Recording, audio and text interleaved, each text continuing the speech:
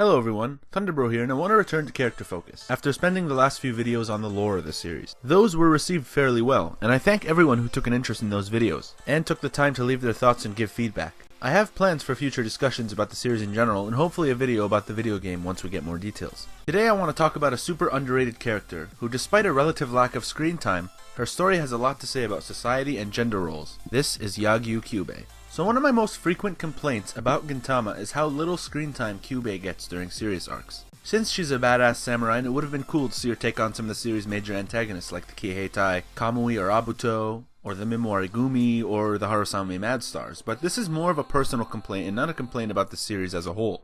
But it's understandable that Hideaki Sorachi can't manage to incorporate all of his major characters into the series arcs. This is a problem with the entire shonen genre.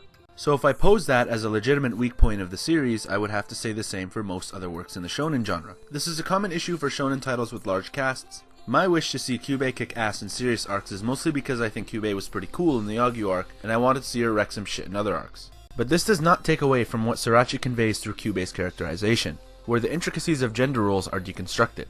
We're introduced to Kyubei in the arc bearing her last name, the Yagyuu arc, where she's posing as a male samurai and head of the Yagyuu family. She held Otei to an old promise to marry her and took her to the Yagyuu household. We eventually learn that Kyubei is a woman who identifies as a man. The reason for this is that despite being born female, she was given a traditionally male raising by her family, as there was nobody else but her to eventually be the head of the family.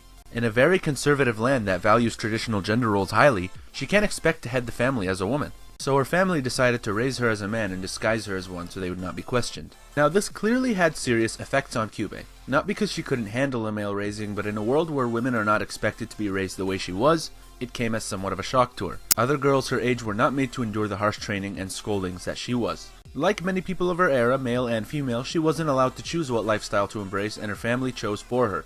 Except in her case it was the opposite, and she was strictly taught to live a masculine lifestyle, as opposed to other girls taught to live feminine lifestyles. And there was the added effect of being an exception among her gender. She didn't have other girls to share the burden of her upbringing around her. The first person to ever tell her that gender was irrelevant to being a samurai and a strong person was Otei. Kyubei admired that Otei embraced a feminine lifestyle, but was still strong and brave.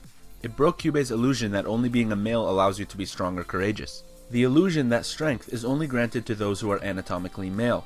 Otei inspired her to set aside her concerns about gender. She would still do her duty as a Yagyuu and dress in male clothing and be publicly known as a man, but Kyubei no longer cared if she was a man or woman. She would become a great samurai and prove to the world that gender is irrelevant, just as Otei had taught her. And this led Kyubei to fall in love with Otei. She eventually grew to become an exceptional swordsman. By the time the Yagyuu arc rolled around, her gender bias was completely gone. She sees the misconceptions of gender roles as a handicap, as she explains when talking about how Hijikata went easy on her, because she was a woman and put their team at a disadvantage as a result due to his loss. Basically, in a real sword fight, Hijikata would have died because he was held back by his traditional views on gender. But this didn't make Yagyuu a paragon. Her harsh upbringing and her personal beliefs on strength, partly fueled by the incident with the loan sharks and losing her eye as a result, made her rely too much on physical strength. That she looked down on people who didn't have the strength or the will to fight, proven by the things she said to Shinpachi, who at that point hadn't really proven himself as a fighter at all and was still mostly a timid young samurai. Her gender biases were replaced by an equally malicious bias about the meaning of strength and the need to protect. She saw people who didn't have the physical fortitude like her or the mental fortitude like Otei as lesser, not realizing that she had been protected for most of her life as well. After she got humbled at the end of the arc, she let go of her elitist views and came to terms with the rest of the cast.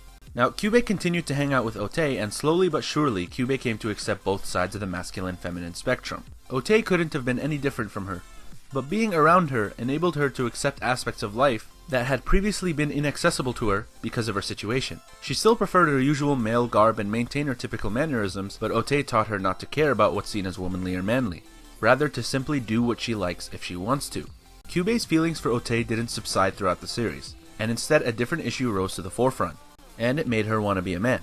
And this issue eventually became the center of the Dekoboko arc. Despite the progress she had made since the Yagyuu arc ended, her failings in winning Otei's favor made her question her gender all over again, to the point where she accepted the Dekobokoist's offer to switch her gender. This initially seemed to be for the best, as she seemed to be finally winning over Otei, but something had felt amiss for her. The chain of events that she herself had set off caused changes in Kabukicho that seemed permanent. The Yorozuya broken up, members of the Shinsengumi becoming prostitutes, and eventually, Kyubei became regretful that she had just accepted the gender swap because she made progress winning over Otei.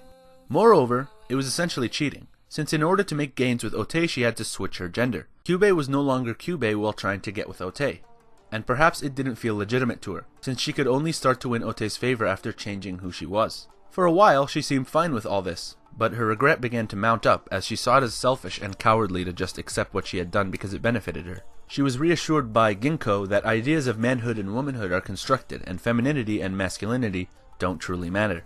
And that convinced her not only to stop the Dekobokoists, but to accept who she really is and set aside constructed notions of manhood and womanhood to be true to herself, cementing the message that masculinity, femininity, manhood, or womanhood should not and does not define a person, and nobody is binded to those notions. A person should be free to express themselves as they wish in their own fashion and not worry about conforming to gender roles. So Kyubei Yagyuu is a brilliant character. She doesn't participate a whole lot in the main plot, but her character development serves an important purpose of dispelling the idea of gender roles, and dismissing the belief that men and women should be a certain way. He couldn't incorporate her into more serious arcs, but Sorachi sent a very clear message with the writing of Kyubei that I completely appreciate.